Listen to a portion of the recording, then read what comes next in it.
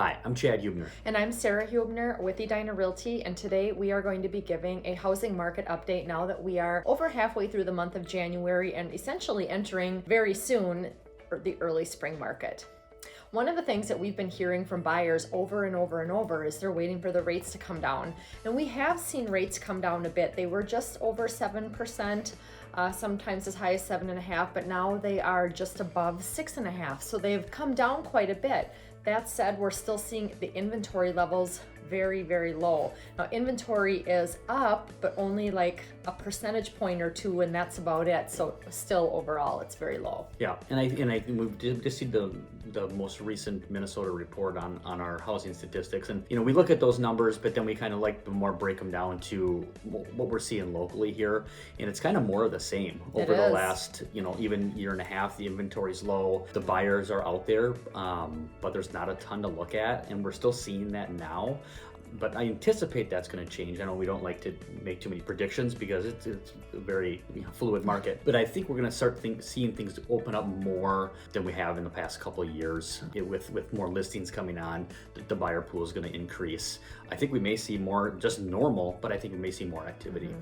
When we take a look at the inventory perspective, even though the inventory has come up a little bit, we are still overall in a seller's market because we're still sitting at about 1.8 months of housing inventory. What that means is, with all the homes that are currently on the market today, if all of those homes were purchased and no new homes came on the market, how long would it take for all of our existing inventory to be absorbed?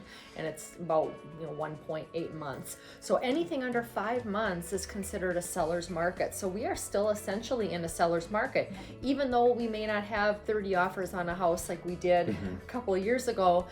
We are still finding ourselves in that seller's market with an interesting almost feel to a buyer's market in a way, just because buyers are now again able to have the ability to have inspections, and we are seeing some more traditional aspects of the purchase agreement. Absolutely. And I think what to take out of that too, and I'll mention it again in this video, that these numbers and these statistics are very local. Sara mentioned the absorption rate, what she mentioned. We're seeing things in other neighborhoods under 1 at times. Sometimes they go to 2 or 3, just depending on the amount of active listings and the amount of sales in the last 6 months.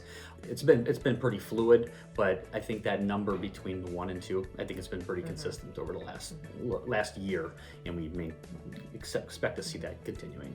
The last comment that we want to make is about the appreciation rate. A couple of years ago, we were seeing home prices rising 10%. That, as exciting as that may be, if you're selling your home, it's an unhealthy rate of appreciation. The market can't sustain it. We are now seeing about a 3% rate. So we are still seeing that increase in appreciation. It's just a more moderate, steady pace, which is really what is considered ideal for market conditions. If we can answer any questions for you on the market, we encourage you to reach out and let us know. Hope you enjoyed our video. Thanks for watching. Have a great day.